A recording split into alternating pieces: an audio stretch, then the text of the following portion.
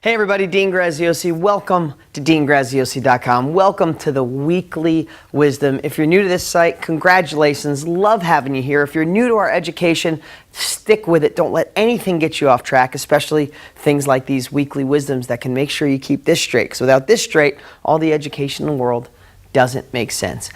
First off, I hope everybody had an amazing Thanksgiving. I guess that's just the name of it, giving thanks. I know I try to do my best to give thanks every single day, and I'm very thankful for all of you and thankful that you're here and put faith in me to help guide you on a path to a bigger future so we can make next year better than last year and every year after that better and better as we go into the holiday seasons, getting towards the end of the year. Wow. Time does go quick, doesn't it? Okay, so here's what I want to talk about. First, I want to do some housekeeping on DeanGraziosi.com. I know that the spam has been crazy on DG.com for the last year, and I want to let you know it's not something we just ignore and go, oh, it doesn't matter.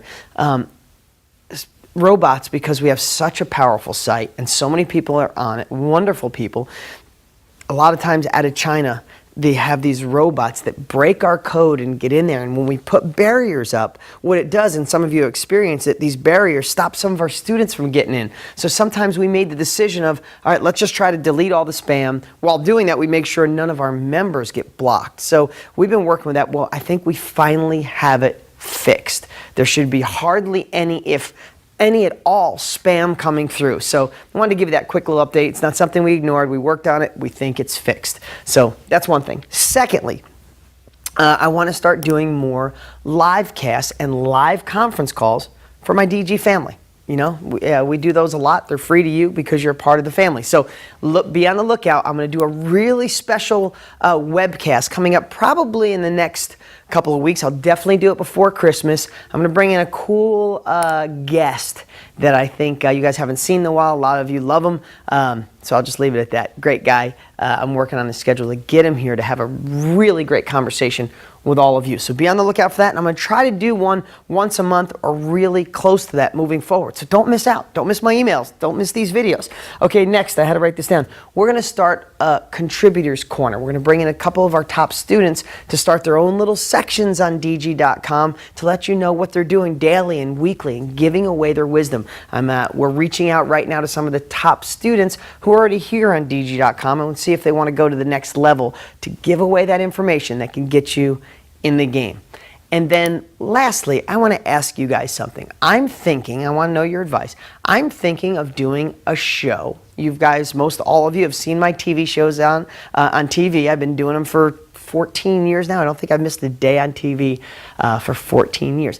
I want to do a show, a sit-down interview show like Oprah, like that kind of studio, or Dr. Phil kind of show where I'm up on stage being interviewed. We'll bring in somebody who's a great interviewer to interview me, but I want a real live studio audience filled with my students where you guys can participate, be in the game, ask questions, be on TV with me, maybe come up and sit in the chair next to me and we talk about what you're going through, what obstacles, what successes you've had. I'd love to have you on my show. So here's what I want to know.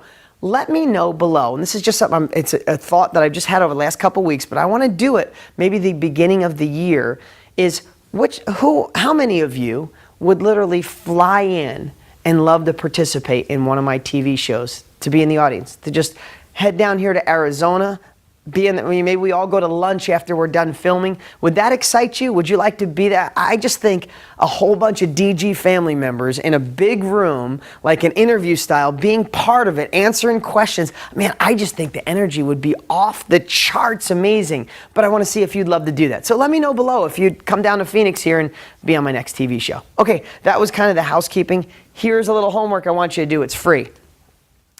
Every single person watching should have a bank in your area that would refi your properties. Okay, so if you don't have any money, you haven't bought any yet, you go, well, why the heck would I need a bank? I'm going to wholesale. Because if you're going to wholesale, you want to make sure the person you're wholesaling to has the connection to a bank that'll refi them, because if you sell a property to someone and they give you 100 grand and you make your money, if that's all they got, then it might take them a year to get that money up again, raise that money again. But what if you wholesale them a property and then you give them a bank that'll refi most, if not all, their money back, and all of a sudden in 5-6 weeks they got all their money back? What are they going to do? They're going to come back to you to want to wholesale another property. This is what I do every single day. I'm churning about 20 to 25 properties a month where I buy them, I rehab them, I rent them, and then I go to a bank, I refi them, pull most, if not all my money back, and I go buy 20 more. Well, you don't have to do 20 a month, but you could do 1 a month, 2 a month, then 4 a month, then 10 a month. So this is a longer exercise, but I want to give everybody an assignment this week that has to do with real estate, and I want you to all do it because you know how much it costs to do what I'm going to share with you? Nothing. Do you know the results that this could do for you, for your business? If you own a property now that you want to refi, maybe you own 5 and you think, oh, banks won't lend more than 5.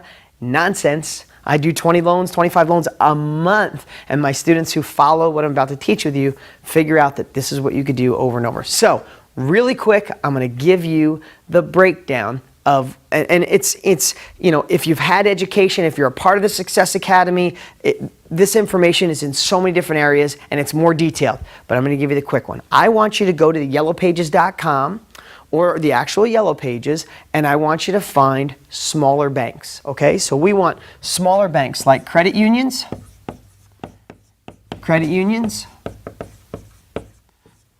community banks.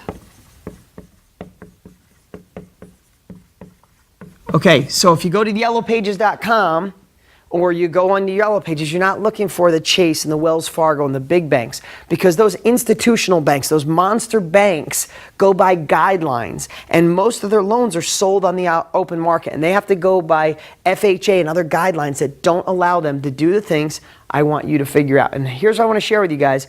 We haven't found a city in America where we haven't found a bank. Some cities we have to call 3 banks and we find a winner. Some banks we got to call 50 or 100 banks, but we've always found a bank that'll fit this criteria. And I want you to remember this in your head. When you're dialing these banks, you're not calling them, asking them for money. You're calling to interview them to see if they're qualified to work with you, with me. Do you understand the difference? Most people think, oh, I got to call a bank, see if they'll give me money. No, you're going to call them and interview them to see if they're qualified to work with you. And you watch when you ask these questions, how it'll transition in their mind, and they'll be selling you to work with them. So you're going to call credit unions and community banks, smaller banks in your area. When you call, you're going to ask for the commercial department. Okay? Because residential, they might tell you 4 or 5 loans. That's all you could do. In the commercial department, it's limitless. So if they say, well, what are you looking to do? Say, I buy multiple homes for cash, and I refi them and I rent them. And then I go to the bank and want to refinance them and pull my money back out. Wouldn't that be? It's a residential home, but I'm doing lots of these. I think that would be your commercial department. So if they just transfer you to commercial, great. If they want to know the reason why you want commercial, you tell them that. Okay, when you get someone on the phone, you could tell them that. You buy, fix, rent, rehab, and then you go to the bank, you want to refinance. First question you want to ask, do you have in-house loans?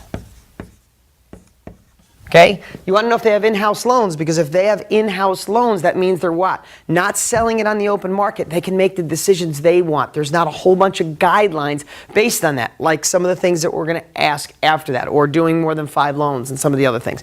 So if they say, no, we sell all our loans on the open market, say thank you for your time, hang up and go on to the next bank. Okay? These have to be yes answers. Number 3. Seasoning